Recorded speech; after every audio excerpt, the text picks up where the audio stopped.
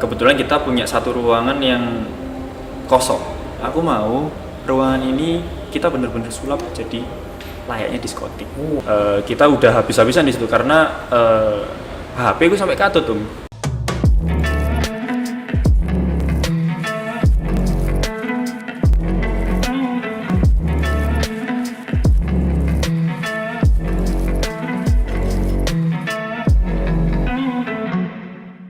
Assalamualaikum warahmatullahi wabarakatuh.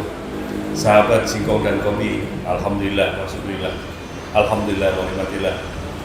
Hari ini kita bertemu kembali podcast Singkong dan Kopi di Jatim News Media. Hari ini tidak seperti biasa, kami berada di Kopi Prapen, tempatnya ngobrol anak muda-muda, tempatnya nongkrongnya anak milenial dengan menu yang sangat luar biasa. Tempat kita ngobrol. Bila perlu, hadir di Jalan Prapen, depannya Hotel Santika, ada namanya Kopi Prapen. Kopinya luar biasa, burgernya enak. Sahabat Singkong dan Kopi, hari ini saya ditelepon oleh sahabat saya, diceritakan tentang prestasi seorang anak muda. Beliau seorang saudara, Mas Sam. Assalamualaikum Mas Sam. Waalaikumsalam. Kameranya Mas Sam di sana. Waalaikumsalam semuanya. Mas Sam ini sahabat Singkong dan Kopi telah menyelesaikan beberapa film pendek dan alhamdulillah salah satu filmnya, ada beberapa film ya Mas Sam? Ada yang salah satunya dan hari ini lagi dibahas dan beliau diundang oleh Pak Sandiaga Uno selaku Menteri Pariwisata dan Industri Kreatif ya? Benar. Mas Sam? Ya. Alhamdulillah. Terima kasih rawuhnya. Saya yang terima kasih udah diundang di sini. Saya yang terima kasih. Yang paling tidak Mas Sam, kami bangga dengan anak muda yang selalu berkreasi. Terima kasih. Dan anak muda selalu ingin menampilkan bukan mencari jati diri di luar, tapi jati dirinya dengan kreasi. Tadi gimana kabarnya tadi ketemu dengan Pak Menteri gimana?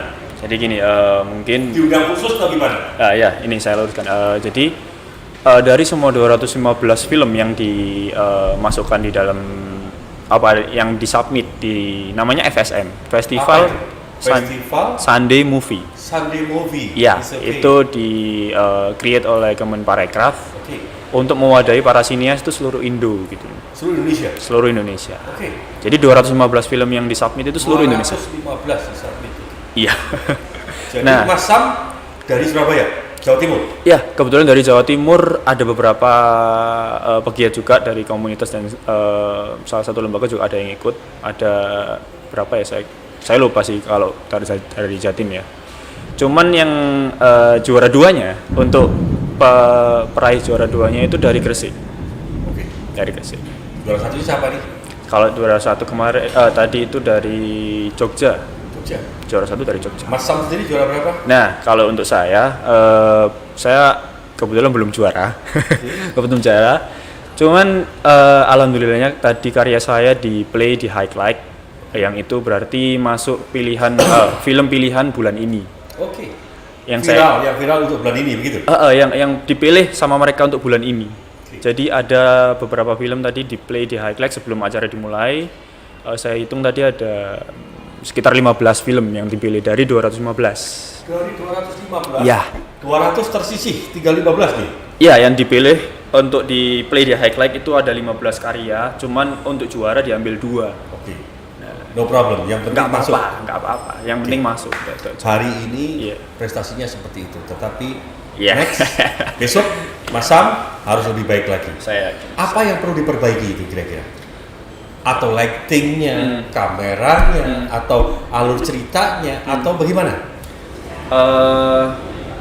Kalau saya boleh bilang banyak sekali yang harus diperbaiki dari segi teknis terutama ya.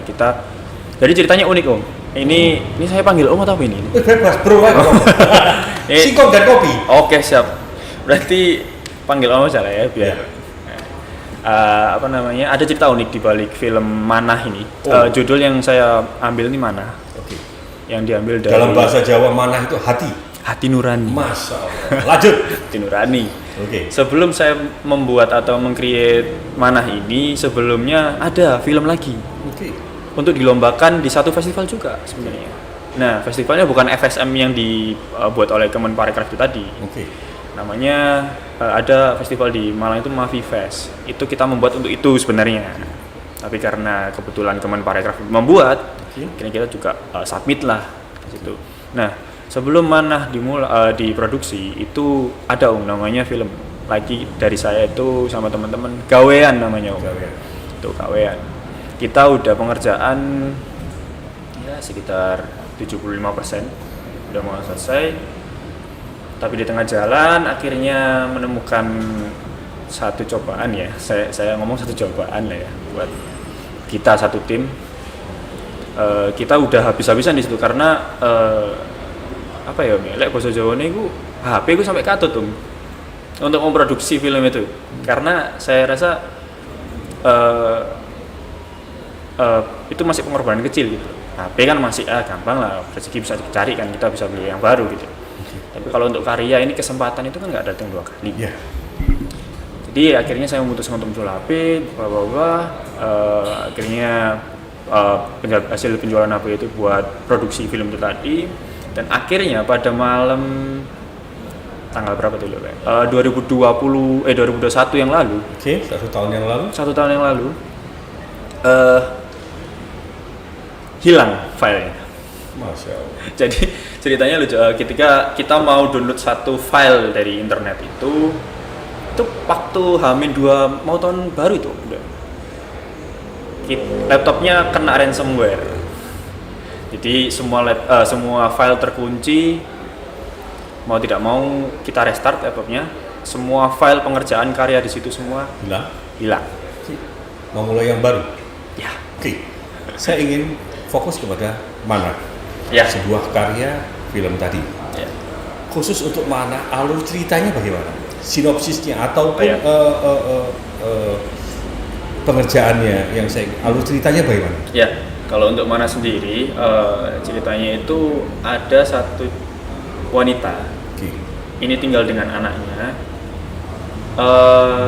Ini latar belakangnya sudah pandemi. Nah, tapi ini bukan true story kan? Oh enggak, fiksi. Fiksi. Ini fiksi. Lanjut. Ini cerita fiksi. Jadi ceritanya si ibunya ini udah bingung mau cari kerja di mana. Akhirnya ngajak si anak itu keliling lah cari kerjaan dan segala macam. Cuman si anak ini nggak tahu ibunya mau kemana gitu kan. Akhirnya masuklah, ibunya terpaksa ngajak anaknya masuk. Waktu itu saya ceritakan di dunia malam. Masuk satu klub intinya. Situ bertemu salah satu petinggi atau yang mengelola klub itu, bahwasanya minta ingin dipekerjakan di situ, apapun beliau siap dipekerjakan sebagai apa. Padahal di situ beliau ngajak anaknya gitu. Nah, karena ceritanya Manah ini adalah hati nurani, saya ingin menceritakan bahwasanya semua orang yang berada di tempat yang buruk atau orang-orang yang orang-orang yang terlihat buruk di luar itu belum tentu buruk, pasti memiliki sisi baiknya. Situ saya ingin menunjukkan bahwasanya nggak semua orang misalnya di klub atau apa, nggak semua orang itu buruk. Itu mereka karena menutupi kesedihan atau apalah kayak gitu. Artinya terkadang kita harus menaruh kacamata kita. Ya. Ketika kita hanya melihat fokus bahwa keburukan orang. Iya. Kacamata itu kita ganti dengan mata kita sendiri untuk melihat sesuatu yang jauh lebih baik, agar kita tidak menjadi orang yang dengki kan gitu. Iya. Oke, lanjut. Benar sekali seperti itu. Jadi karena gini, saya ngambil ini sebenarnya dari beberapa cerita teman saya yang bertato, yang gondrong dan segala macam itu, mereka mendapatkan perilaku ada diskriminasi lah ya. Iya, diskriminasi di situ. Makanya pengen menggambarkan di situ bahwasanya orang-orang ini sebenarnya mampu kok jadi orang baik. Bahkan beliau-beliau ini seharusnya orang-orang baik, cuman karena keadaan yang memaksa, akhirnya mereka seperti itu. Oke, lanjut ceritanya tadi terus. Ya, ceritanya akhirnya singkat cerita si bos ini tadi nggak tahu kalau si ibunya ngajak anaknya, nggak tahu awalnya, karena ibunya masuk ke ruangan bosnya itu, anaknya ditinggal di luar. Jadi anaknya lihat orang-orang ya pada minum dan segala macam. Pada saat terakhir bosnya bilang bahwasanya belum bisa dipekerjakan di sini karena di sini masih belum butuh pekerja baru. Disitulah si ibu ini merasa, oh ya udah mungkin saya tunggu beritanya Pak, mungkin bisa ya barangkali ada yang keluar atau mengeluarkan diri kayak gitu. Keluarlah si ibu, tapi waktu keluar itu pintunya nggak sengaja kebuka, kelihatan anak kecil itu tadi. Ibu itu langsung memeluk anak itu, bahasanya sesusah ini cari pekerjaan di masa ini, dan nggak sengaja si bos itu tadi lihat ibu dan anak itu berpelukan. Lalu si bos ini ya bertanya-tanya gitu, dia tanya, itu siapa ya kira-kira ya. Nah kebetulan waktu ibu itu keluar dari studio, keluar dari ruangan bos itu tadi, dia ngasih nomor, ini Pak nomor saya, barangkali nanti butuh pekerja dan segala macam. Singkat cerita langsung si ibu dan anak itu tadi pulang. Dengan polosnya anak itu tadi tanya, Bu, itu tadi tempat apa sih, kayak gitu kan. Yang pasti kan ibu kan, ini namanya ibu ya nggak mungkin kan ngomong itu tempat gini, nggak mungkin vulgar. Iya. Nah, disitu ibunya ngomong, oh enggak, itu itu tempat temen ibu SD, tempat usaha temen ibu SD. Jadi kita tadi lewat sini ya sekalian silaturahmi nak, kayak gitu. Lalu di pertengahan percakapan ibunya ngomong bahasanya, Duk, kalau Jawanya kan, Duk, besok-besok kamu sekolah ya, biar nggak kayak ibu, kayak gitu. Biar kamu punya, paling tidak masa depanmu itu bisa terselamatkan kalau punya pendidikan. Oke, akhirnya jalan, ibu dan anak itu tadi, tiba-tiba bos itu tadi nelpon. Diangkatlah sama ibu itu tadi. Awalnya curiga karena kenapa kok tiba-tiba nelpon, padahal tadi bilang kan nggak bisa karena pekerja masih full di situ, belum bisa mengerjakan orang baru. Nah, situ akhirnya bos menjelaskan bahwasanya itu tadi siapa yang ibu ajak. Nah takutnya ibu ini anaknya yang jadi sasaran gitu. Oh itu anak saya Pak, kenapa ya Pak? Menjawab dengan takut. Akhirnya si bos itu menjelaskan dengan nada apa ya, agak gusar, agak gugup. Enggak bu, maksud saya tanya itu tadi siapa? Kok apa namanya ngajak anak kecil di tempat seperti itu kan nggak elok gitu. Ternyata hati nurani juga tampak kan? Di situ sebenarnya punchline-nya saya naruhnya di situ. Nah, akhirnya si bos tadi menawarkan bantuan. Ibu, saya lihat ini adalah orang baik. Jadi saya menawarkan bantuan, ya berupa dana nggak banyak. Ibu terserah untuk jualan apapun, terserah. Karena saya niatnya bantu dan nggak ada perjanjian untuk membalikan. Si bos bilang seperti itu. Ini saya murni membantu karena saya tahu ibu ini orang baik, kayak gitu kan. Situ aja. Udah. Berapa menit itu durasinya? Durasinya 11 menit 30 detik. 11 menit. Masa, apa bedanya dengan yang ditampilkan di TikTok? Kan banyak tuh kan ya? Bahkan mereka dari asing loh. Ya. Apa bedanya dengan itu? Untuk apa ini? Video? Iya, videonya. Gini, kalau film itu kan pasti ada kaidah-kaidah yang kita harus terapkan juga, teori-teori dan sebagainya macam. Itulah. Kalau mungkin video-video di TikTok itu mungkin kan untuk konten-konten harian atau konten-konten yang enteng ya mungkin bebas lah, nggak ada kaidah-kaidah tertentu yang harus ditaati. Oke, masa berarti kan harus menyiapkan skenario-nya. Iya, benar. Benar. Terus kemudian pemeran daripada itu karakternya harus cocok dengan siapa, face-nya harus bagaimana, situasi dan kondisinya. Iya. Oke, lanjutkan gimana? Ya, kembali lagi ke cerita awal tadi Om, bahasanya kita membuat film Manah ini dikarenakan musibah itu tadi menimpa kita.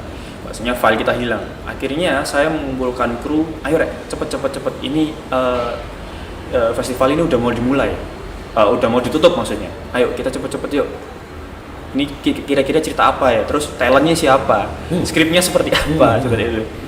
Akhirnya kumpullah teman-teman, brainstorm bareng di situ, kita cari talent dan segala macam.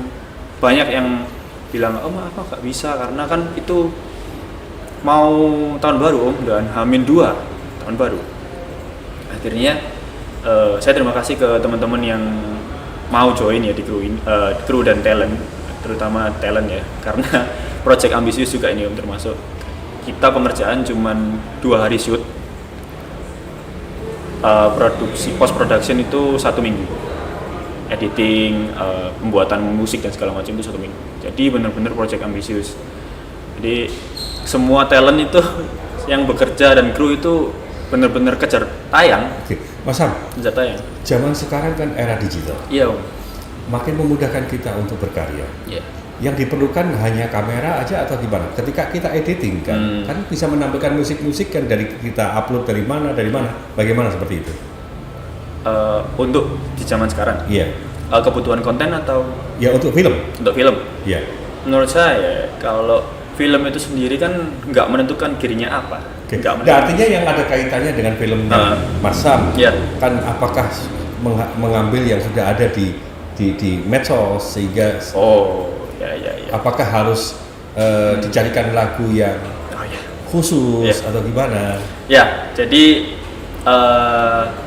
saya bilang kepada kru dan talent bahasanya semua yang dibuat meskipun kita kejar tayang harus orisinil, Original. harus orisinil. Oke. Jadi semua lagu scoring, semua lagu soundtrack dan segala macam sound yang kita buat itu murni kita buat sendiri. Artinya high quality ya? Ya, saya nggak bilang high quality tadi, tapi kita berusaha buat sendiri lah. Oke. Ya, Oke, Mas Sam, ya. puaskah dengan prestasi yang dicapai hari ini dengan film Manah tadi, short film, terus kemudian bisa bertemu dengan Pak Menteri, kemudian sudah masuk dari 215, panjangnya sudah masuk 15, sudah puaskah dengan langkah itu? Atau harus mencapai apa lagi? Sebentar lagi harus sasarannya apa lagi begitu? Ya, saya pribadi belum puas dengan apa yang saya capai hari ini. Tuh menurut saya awal juga belum. Menurut saya ini cuman apa ya Om ya? Karena kan saya ikut festival ini kan iseng-iseng berhadiah. Oke. Iseng-iseng berhadiah. Saya jujur. Tapi walaupun iseng-iseng berhadiah kan tidak dilakukan dengan serius kan? Oh iya, tentunya karena awal kita pembuatan memang kita nggak menarget untuk juara. Oke. Di semua festival kita nggak menarget untuk juara. Yang penting kita ini tahu dan kita punya tempat wadah untuk nampung karya kita gitu. Percuma kalau kita berkarya tapi ujung-ujungnya cuma diupload gitu. Mas Sam, sebelum itu pengalaman apakah yang mampu mendorong, pengalaman yang mampu menjadikan sebuah guru, pengalaman apa yang menjadikan sebuah pendidikan sehingga Mas Sam sekarang sudah mengambil langkah seperti itu? Ya, pengalaman orang kan yang mau jadi bintang film atau sutradara kan harus magang dulu. Ya. Ini. Nah, kalau Mas Sam bagaimana? Jadi gini, karena saya itu sebenarnya saya suka dunia videografi dan perfilman itu dari SMK. Oke. Kebetulan SMK saya SMK musik. Oh, musik. Dan musik itu kaitannya dengan video juga bisa, kaitannya dengan bla bla bla juga bisa. Banyak kaitannya. Sinema begitu ya? Ya, bisa dikaitkan. Dan menurut saya kalau saya menjadi musisi yang hanya musisi sebagai player, orang yang nggak sekolah musik bisa, menurut saya seperti itu. Nah, apa yang harus membedakan? Paling enggak saya mikir gini, saya harus ada bedanya gitu loh sama orang-orang itu, karena saya harus karena sekolah gitu loh, karena saya sekolah. Akhirnya pada saat itu saya tanya ke beberapa guru musik ini kaitannya kemana aja gitu. Dari situ motivasinya timbul Om. Musik itu, kata guru saya, musik itu luas, tinggal kamu memilih jalan yang mana. Kamu jadi artis, kamu jadi gurunya, kamu jadi mungkin produsernya, atau kamu jadi pengamat musiknya. Banyak, tinggal kamu milih. Nah, di situ saya memilih karena saya suka videografi. Akhirnya apa ya, musik ini bisa nggak ya masuk videografi, bisa nggak ya? Ternyata bisa. Mas Sam, tentunya menentukan sebuah pilihan judul mana? Iya. Menentukan sebuah episode daripada sebuah film. Iya. Menentukan karakter daripada pemerannya. Iya. Menentukan daripada intro daripada musiknya. Iya. Ini kan juga perlu pengalaman. Adakah pengalaman yang tadi Mas selain di SMK tadi? Oh iya, pengalaman. Kalau pengalaman untuk spesifik ke film ya, jujur saya baru tahun 2019 itu baru masuk ke scoring musik film. Jadi waktu itu saya Joko Anwar Joko Anwar membuat satu sayembara. Waktu itu filmnya di Gundala itu, film Gundala itu, dia membuat sayembara untuk ngisi sound scoringnya di trailernya Gundala. Dia membuat sayembara. Ikutlah saya di situ. Situ saya ketemulah kompetitor-kompetitor yang memang di bidangnya gitu, di film scoring. Iya, expert mereka sudah. Iya, dan pengalaman saya kan di situ, ya saya coba-coba kan ya Om ya. Aku pengen dikenal orang sebagai produser musik. Oh ini ternyata Joko Anwar bikin sayembara kayak gini. Ikutlah saya Om, saya submit karya saya itu, isian saya. Ya meskipun nggak masuk, tapi akhirnya saya tahu, oh ternyata taste-nya orang tuh berbeda-beda. Oh, oke. Dan saya nggak bisa membawa idealis musik saya di situ. Nah, Nggak bisa. Makanya dari itu akhirnya saya, oh ternyata orang itu punya taste masing-masing. Kita harus ngikutin pasar paling tidak. Nah, idealis harus dicopot, bajunya kita harus dicopot ketika kita mau memproduksi sesuatu, apalagi untuk dikonsumsi publik ya. tentunya pada saat mempersiapkan film mana itu panjenengan juga harus menyiapkan paling tidak infrastrukturnya segala macam. Tadi bicara sama si Renal, bagaimana anak kecil berada di klub malam ini kan juga nggak masuk di aturan gitu. Terus gimana penyelesaiannya itu? Kebetulan kita punya satu ruangan yang kosong, jadi kita manfaatkan. Aku bilang ke teman-teman, aku mau ruangan ini kita benar-benar sulap jadi layaknya diskotik. Oh, kayak klub malam gitu ya? Iya. Jadi satu ruangan dibuat seperti itu? Iya, benar Om. Ya emang kalau saya bayangkan kalau mereka harus dimasukkan ke klub yang sebenarnya kan jadi masalah. Pasti jadi masalah juga. Itu adalah sebuah kreasi. Mas Sam, Ya. setelah itu tadi, kesulitan-kesulitan apa ketika harus membuat film-film pendek yang ingin dipakai di ajang sebuah festival? Ya. Gimana? Kalau kesulitan itu yang terutama pasti dana ya. Oke. Pasti dana. Yang kedua kita pencarian talent. Oke. Sebagus apapun ceritanya, ketika kita eksekusi di lapangan dan talent nggak bisa memerankan dengan baik, saya rasa nggak akan tersampaikan gitu pesan yang mau disampaikan sama sutradaranya. Kira-kira kalau Haji Noman sebagai host Singkong dan Kopi ini talentnya film apa ini? Kalau ini bisa sih kayaknya. Bisa Yang paling penting sekarang begini, hari ini kita luar biasa bicara sahabat Singkong dan Kopi, bahwa tanpa terasa bahwa kita tadi ngobrol sudah jauh. Iya. Paling tidak ke depan kita mengharapkan bahwa muncul kreasi-kreasi baru kan begitu. Pertanyaan yang menggelitik di saya, kenapa produksi sinema kita, produksi yang seni itu kalah dengan daerah-daerah yang lain? Jawa Timur dan Surabaya ini. Apa kurangnya orang berkreatif, kurangnya sekolahnya, kurangnya talent tadi, atau kurangnya bintangnya, atau bagaimana?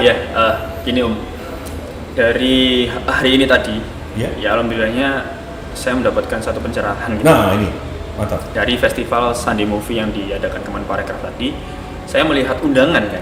Ini undangannya Jawa Timur ini siapa aja? Audiensnya. Ya. Oke.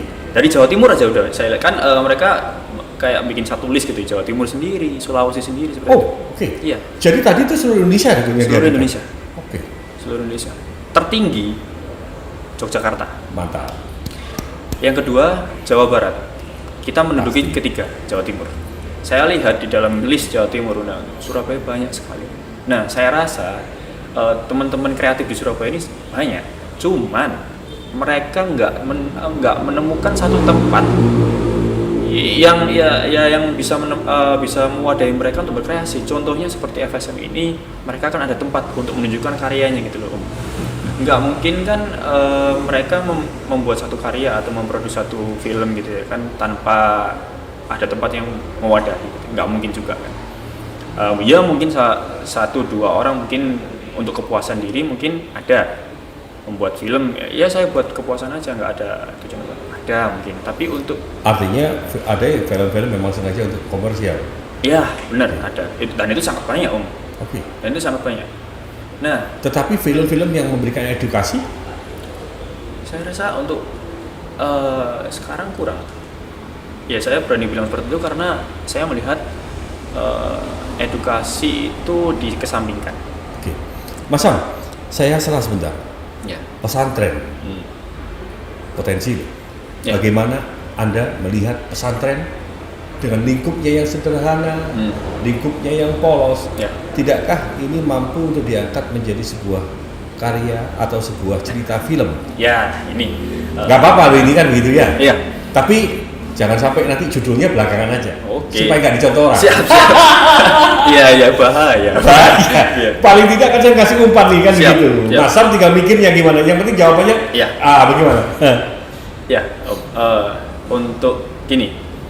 Kebetulan nama komunitas saya ini adalah komunitas film anak kampung yang dimana orang-orang itu kan stigma masyarakat bahwasanya anak kampung itu nggak punya atau mungkin terkesampingkan dari teknologi di stigma masyarakat. Okay. Nah, makanya saya meng-create satu komunitas ini ingin menampil semua itu bahwasanya anak-anak kampung ini bisa berkreasi. Okay. Nah, untuk pesantren itu tadi itu sejalan dengan komunitas kita karena gini Om, film-film yang kita angkat itu adalah cerita-cerita yang memang ada di masyarakat, terkecuali Mana ya, Mana ini fiksi, tapi memang ada satu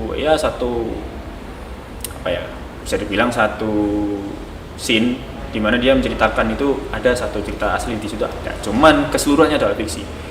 Nah, untuk pesantren sendiri ini saya kira menarik Om, karena kan orang kan melihat pesantren kan, mohon maaf ya, banyak orang melihat ini di kalangan kuno, tertinggal dan jorok. Mereka menganggap jorok dan menganggap sebagai penjara di situ.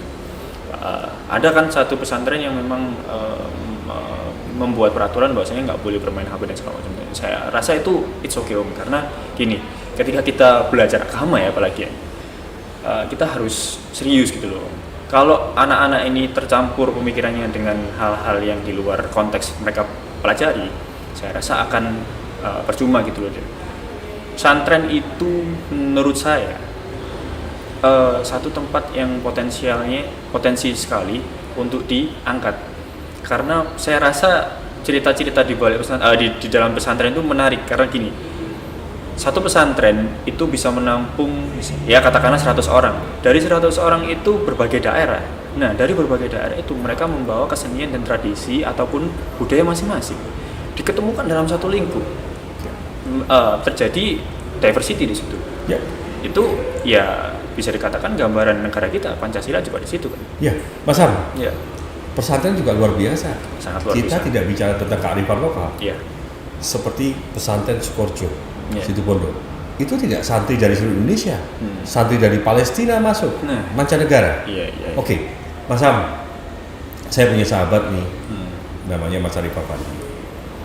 Dulu beliau dari Jogja. Tentunya terhadap persoalan seni ini beliau sangat mendukung. Suatu saat bagaimana kalau kawan-kawan yang pemerhati seni dan ini harus ditemukan dengan tokoh-tokoh yang punya idealisme, tokoh-tokoh yang ingin anak muda maju untuk menggebrak agar Surabaya dan Jawa Timur tidak ketinggalan. Ya. Sahabat Singkong dan Kopi khususnya Gubernur Bu Kofifa, Mas Erik dan seluruh bupati kepala daerah se-Jawa Timur, wali kota, marilah kita berpikir, marilah kita dorong anak-anak muda kita untuk berkreasi, dan ternyata mereka sudah bekerja tanpa daripada perhatian pemerintah dan mereka sekarang sudah berada di posisi nasional. Kapan lagi waktunya kita untuk mendorong mereka untuk semakin maju, bahkan karya-karya mereka sampai ke mendunia. Mas Sam, di akhir pertemuan kita, monggo closing statement-nya bagaimana, disampaikan harapannya bagaimana, ke depan bagaimana, mengajak kawan-kawan muda kita bagaimana, silakan monggo. Oke. Kalau saya pribadi, saya nggak biasa untuk berharap. Yang saya lakukan adalah terus menghadapi apa yang ada di depan saya, dan apa ya, intinya harus selalu berkarya teman-teman. Untuk teman-teman di sana itu Jangan sekali-sekali terhalang oleh materi, terhalang oleh gear, ya untuk di perfilman ini ya aku ngomongnya. Terhalang oleh pengetahuan. Menurut saya pengetahuan akan mengikuti ketika kita mau terjun di situ. Akan mengikuti dengan sendirinya gitu. Jadi buat teman-teman ya nggak usah minder untuk alat dan aku alatnya kayak gini aku nggak mau nanti takut, nggak usah. Udahlah berkarya aja udah. Dan yang penting ini ya. Jangan money oriented dulu. Jangan money oriented. Karena kalau money oriented awal-awal itu akan sakit kok, bakal sakit. Itu aja sih dari saya. Terima kasih Mas Sam. Sama-sama. Sahabat Singkong dan Kopi, ingat bahwa ketika kita berkarya, lakukanlah karena itu proses. Dan ingat, ketika proses itu kita lakukan, perjuangan kita lakukan, hasilnya tidak akan mengkhianati apa yang ingin kita sampaikan. Terima kasih Mas Sam. Sama-sama. Kita harus ketemu kembali untuk mengangkat anak muda jauh lebih baik dan berkarya. Wassalamualaikum warahmatullahi wabarakatuh. Salam Singkong dan Kopinya begini. Begini nih, tempel nih. Ya.